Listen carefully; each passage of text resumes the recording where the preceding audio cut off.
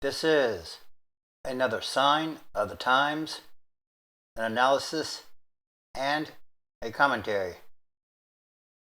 African lion population is dwindling rapidly, study says. Lion populations throughout many parts of Africa have declined sharply since the early 1990s and are likely to shrink by half again in the next 2 decades unless a major conservation effort is mounted to save them, a new study has found. The study, which analyzed data from 47 of the 67 African lion populations, totaling an estimated 8,221 lions, found pronounced reductions in West and Central African populations. In 2 national parks, lions appeared already to be extinct. There were less drastic, but still substantial declines in the East African countries where lions have traditionally thrived.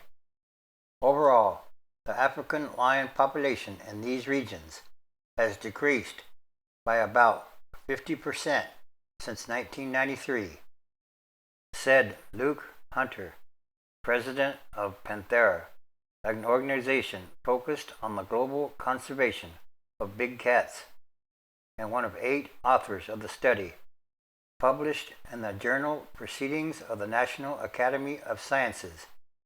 In contrast, most populations in southern Africa remained stable or even increased over the same time period. An exception was a large population in Botswana, which declined. Lion experts attributed the stability in southern countries to a lower density of humans, the establishment of fenced wildlife preserves that protect both lions and humans, and national policies that have given ownership of wildlife and the profits from tourism or legal hunting to landowners and communities.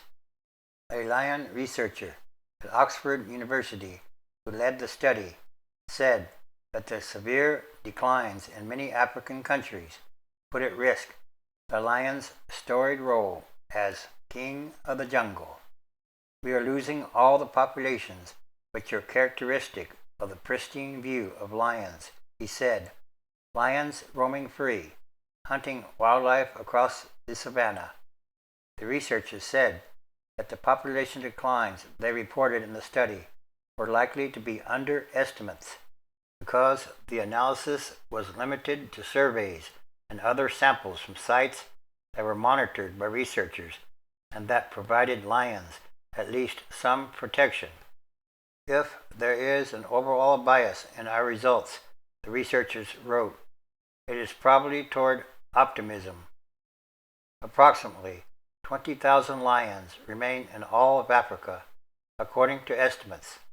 The scientists projected that there was a 67% chance that the number of lions in Central and West Africa would drop by half within 2 decades. In East Africa, where some populations, like the lions in Serengeti National Park, have remained stable, the probability was 37%. The threats to the lion's survival have grown along with the human population in many African nations. The spread of subsistence farming has encroached on the woodlands, open plains, and thick bush where lions hunt and breed, with human settlements and large predators living in proximity. Lions are often killed in retaliation for attacks on livestock or humans, and a robust trade in bushmeat has depleted the prey that the big cats depend on for survival. You start pulling at the threads of these big, complicated ecosystems, and they start unraveling, Dr. Hunter said. In other words, watch as lions and many other big animals go extinct, like rhinos, hippos, and elephants, just to name a few. Poorly regulated trophy hunting has added to the problem in some countries. The death of Cecil, a lion killed in Zimbabwe this year by an American dentist and recreational big game hunter drew public outrage. But some lion experts said that hunting was a problem primarily in countries where corruption has infiltrated the industry, in places where the money from trophy hunting benefits people who live in the area. The practice can help conserve lions by making it in communities' interests to keep populations healthy. Wildlife is under so much pressure, said Brian Child, a conservation economist at the University of Florida who was not involved in the study. We don't get past ideology and get down to what works, we're going to lose the whole lot. Again, in other words, watch as many of the big wild animals of the world go extinct. The researchers noted that most African countries did not have the resources to mount the type of conservation effort needed to protect lion populations from further decline, and several said that the West and other countries outside of Africa should share responsibility for saving the lions that remained. I think around the world that an awful lot of us would like to assure that the Serengeti survives, said Craig Packer, a lion expert at the University of Minnesota, who was also an author of the study. He and others said they hoped the results, which were based on more reliable and sophisticated statistical techniques than previous findings, would persuade regulatory bodies to take account of the projected declines and regional differences in deciding how to categorize the African lion. The International Union for Conservation of Nature lists the African lion as vulnerable rather than endangered, and it appears in Appendix 2 under the Convention on International Trade in Endangered Species, a category that includes species that are not yet threatened with extinction, but may become so. About 20,000 lions remain in all of Africa, and that is not very many. If their numbers get down too low, they will not be able to reproduce properly. Last year, the United States Fish and Wildlife Service proposed to list the African lion as threatened, offering it some protection under the Endangered Species Act. A threatened listing would require a permit for the import of trophy lions by hunters, but under a rule also proposed by the agency, imports would be limited to trophy lions from countries with a scientifically sound management plan for African lions.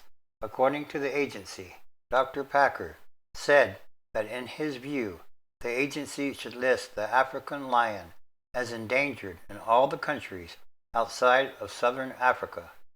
They need to send a signal to these countries that they've got problems with their lions, he said.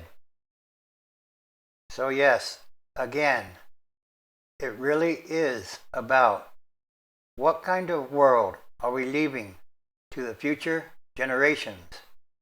And that should be a very important question to ask. Should it not? Everything that must change quickly or rapidly, and for the better. Again, Revelation chapter 9, and the fifth angel sounded, and I saw a star fall from heaven unto the earth, and to him was given the key of the bottomless pit. 2. He opened the bottomless pit, and there arose a smoke out of the pit, as the smoke of a great furnace, and the sun and the air were darkened by reason of the smoke of the pit. 3. And there came out of the smoke locusts upon the earth, and unto them was given power, as the scorpions of the earth have power. 4. And it was commanded them that they should not hurt the grass of the earth, neither any green thing, neither any tree, but only those humans which have not the seal of God in their foreheads. 5. And to them it was given that they should not kill them, but that they should be tormented 5 months, and their torment was as the torment of a scorpion when he strikes a human. 6. And in those days shall humans seek death, and shall not find it, and shall desire to die, and death shall flee from them. 7. And the shapes of the locusts were like unto horses prepared unto battle, and on their heads were, as it were, crowns like gold, and their faces were as the faces of humans. Yes, it's time for the physical and spiritual manifestation of the book of Revelation, and all these are more signs